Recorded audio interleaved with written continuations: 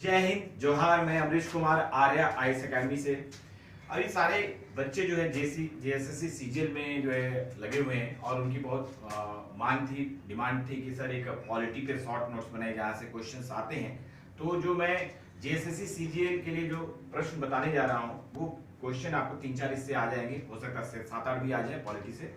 ये आप थोड़ा ध्यान दीजिएगा, तो बहुत महत्वपूर्ण सेक्शन है, ये बहुत महत्वपूर्ण वीडियो है आप लोगों के लिए। सबसे महत्वपूर्ण है कि जब अंग्रेज भारत से जा रहे थे तो जो भारत के शासन चलाने के लिए या भारत के संविधान के लिए उन्होंने क्या किया, ये बहुत महत्वपूर्ण बात है। तो दो महत्वपूर्ण चीजें जो है स्वतंत्रता के पहले ही शुरू हो गई थी। एक है अंतरिम सरकार, इंटरिम गवर्नमेंट बनाया गया था 2 सितंबर 1946 में जवाहरलाल के नेतृत्व में। जवाहरलाल नेहरू के नेतृत्व में बनाया गया, तो प्रधानमंत्री के रूप में कार्य कर रहे थे और उसमें 14 सदस्य थे, 14 मेंबर्स थे, जिसमें 9 कांग्रेस से थे और 5 मुस्लिम लीग से थे, क्योंकि भारत आजाद नहीं हुआ था।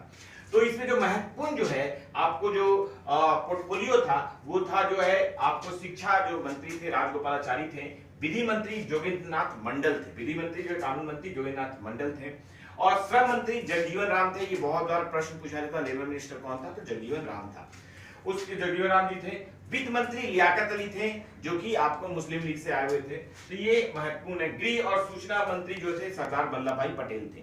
ये कुछ महत्वपूर्ण मंत्रिमंडल जो है उस समय का था। और उद्योग और आपूर्ति मंत्री जो थे ये जॉन मथाई थे। तो ये स्वतंत्रता के पहले जो 14 सदस्यीय मंत्रिमंडल था जवाहरलाल नेहरू के नेतृत्व में, उसके जो पोर्टफोलियो मैंने बताया।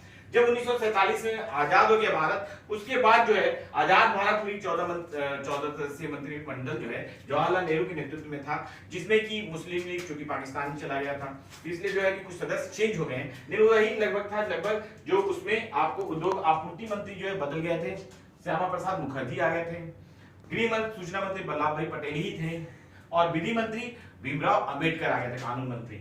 वित्त मंत्री आर चेट्टी जी थे, ये बहुत महत्वपूर्ण। श्रम मंत्री जगजीवन राम ही थे, और जो विधि मंत्री है अंबेडकर जी थे, और शिक्षा मंत्री जो है अबुल कलाम आजाद थे, ये बहुत महत्वपूर्ण है। तो ये हम देख रहे हैं कि आपको जो विधि मंत्री अभी अंबेडकर जी बन गए, पहले जोगेंद्रनाथ मंडल जी थे।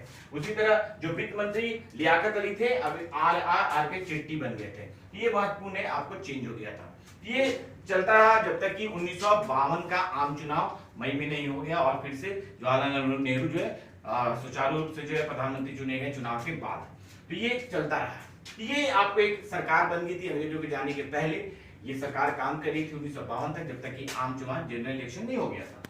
दूसरा जो महत्वपूर्ण चीज अंग्रेजों ने जाने के पहले किया, भारत के संविधान गठन करने की प्रक्रिया शुरू की थी, संविधान सभा का। तो जुलाई 1946 में संविधान सभा का जो है कि आपको गठन किया गया, और ये 10 लाख की आबादी पर जो है एक सदस्य इसमें बने थे, और 389 मेंबर थे इसमें सदस्य थे।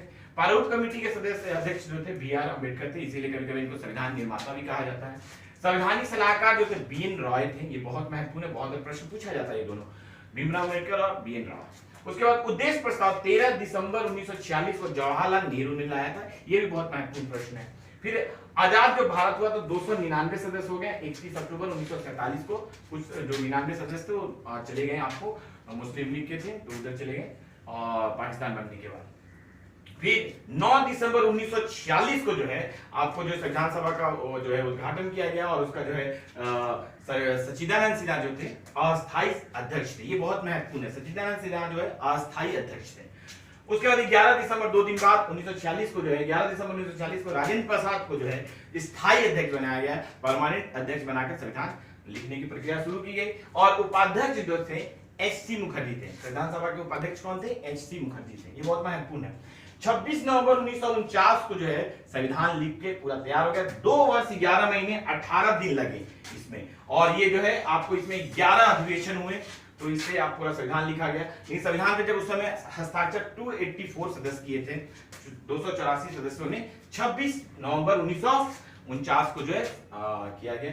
इसलिए जो है आपको ये जो है 284 जो है आपको इस पे हस्ताक्षर किए थे। दूसरी महत्वपूर्ण बात है कि इस पे 114 दिन जो है संविधान की प्रारूप कमेटी की चर्चा चली, और ये जो है आपको उस समय जो है 18 जो है उस समय 8 अनुसूची थे, 22 भाग और 395 अनुच्छेद थे, जो अभी बढ़कर अनुसूची 8 से 12 हो गया है, 22 भाग भी बढ़ गया है, 22-24 भाग हो गया है। 395 से आर्टिकल 468 तक बताता है कि हो गया है।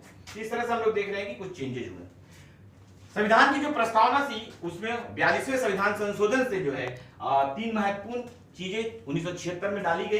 एक है पंथ निरपेक्षता, दूसरा है समाजवाद और तीसरा है अखंडता। ये 3 चीजें 1946 में प्रस्तावना में प्रेम्बल में डाला गया। ये बहुत महत्वपूर्ण चीजें मैंने आपको बताया। तो ये कुछ चीजें जो है आपको जो प्रश्न हमेशा यहां से आते हैं मैंने बता दिया। इसके बाद एक बहुत महत्वपूर्ण चीज है कि संविधान में जो है संविधान लिखने में जो स्रोत का जो रिसोर्सेज का उपयोग किया गया वो बहुत महत्वपूर्ण सभी देशों से लिया गया। सबसे महत्वपूर्ण है आपको अमेरिका से मूल अधिकार लिया गया, जो कि भाग 3 में है। आपको अनुच्छेद 12 से लेके आपको 35 तक तो 12 से 35 तक मूल अधिकार जो है यूएसए से लिया गया। फिर उपराष्ट्रपति का पद भी वहीं से लिया गया।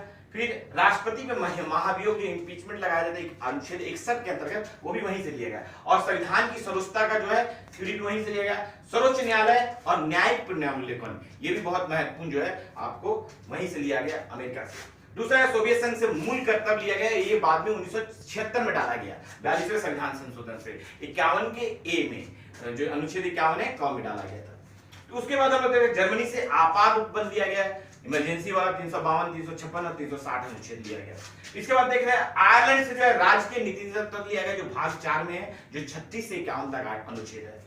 इसके बाद देखते हैं ऑस्ट्रेलिया से समवर्ती सूची लिया गया, कॉन्फ्रेंस लिस्ट लिया गया, बहुत महत्वपूर्ण है। और केंद्र राज्य के बीच संबंध को भी लिया गया और प्रस्तावना की भाषा को भी ऑस्ट्रेलिया से लिया गया, बहुत महत्वपूर्ण है। इसके बाद देखते हैं दक्षिण अफ्रीका से संविधान संशोधन लिया गया, जो अनुच्छेद 368 में है। उसके बाद ब्रिटेन से बहुत सारी चीजें ली गई, जिसमें सबसे महत्वपूर्ण है सिंगल सिटीजन, एकल नागरिकता, एक ही नागरिकता है, भारत की नागरिकता है हम लोगों को। और विधि का शासन, कानून का शासन है यहाँ पे। संसदीय प्रणाली है, जुडिशरी पार्लियामेंट यहाँ पे सिस्टम है।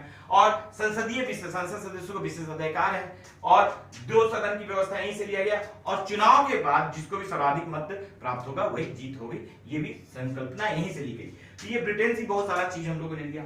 इसके बाद देख रहे हैं सबसे महत्वपूर्ण 1935 का जो हमारा संविधान है, भारत शासन अधिनियम था, वहां से कुछ चीजें ली गई।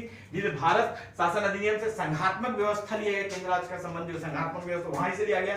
और लोक सेवा आयोग वहीं से लिया गया। और न्यायपालिका की शक्ति वहीं से लिया गया। और राजनीति के जो मूलभूत सिद्धांत वहीं से लिए गए। ये बहुत महत्वपूर्ण चीज है, 1935 के भारत शासन अधिनियम से लिया गया। फिर हम देख रहे हैं कनाडा से क्या लिया गया। कनाडा से हम लोग ने संघीय व्यवस्था लिया और केंद्र की जो अवशिष्ट शक्तियां हैं, जो केंद्र के पास जो शक्तियां, जो और शक्तियां बच जाती हैं, राज्य सूची, संघ सूची और अवशिष्ट समवर्ती सूची के बाद वो अवशिष्ट सूची कही जाती है, जो कि केंद्र के पास रहती है। तो केंद्र के पास अवशिष्ट सूची भी वहीं से लिया गया। और संघ एवं राज्य के बीच जो है शक्तियों का वितरण भी वहीं से लिया गया। जापान से भी लिया गया। जापान से जो विधि के द्वारा जो स्थापित जो है प्रक्रिया है, उसका सिद्धांत वहां से लिया गया। तो जापान से भी विधि के द्वारा स्थापित जो प्रक्रिया है उसका सिद्धांत लिया गया। इस तरह से बहुत सारे महत्वपूर्ण जो है स्रोत के आधार पर भारत के संविधान को लिखा गया। तो पॉलिटी के जो समान परीक्षा है, चाहे वो यूपीएससी हो, जेपीएससी हो, चाहे जेएसएससी हो, सब में यहाँ से 3-4 प्रश्न रहते ही हैं। जेएसएससी मुझे लगा 5 प्रश्न यहाँ अगर पॉलिटी से पूछा जाएगा तो यहीं से रहेगा। आप लोग इसकी तैयारी कर लीजिए। आप लोग का बहुत बहुत धन्यवाद और जेएसएससी की बहुत सारी शुभकामनाएं अच्छे से तैयारी के लिए। बहुत बहुत धन्यवाद।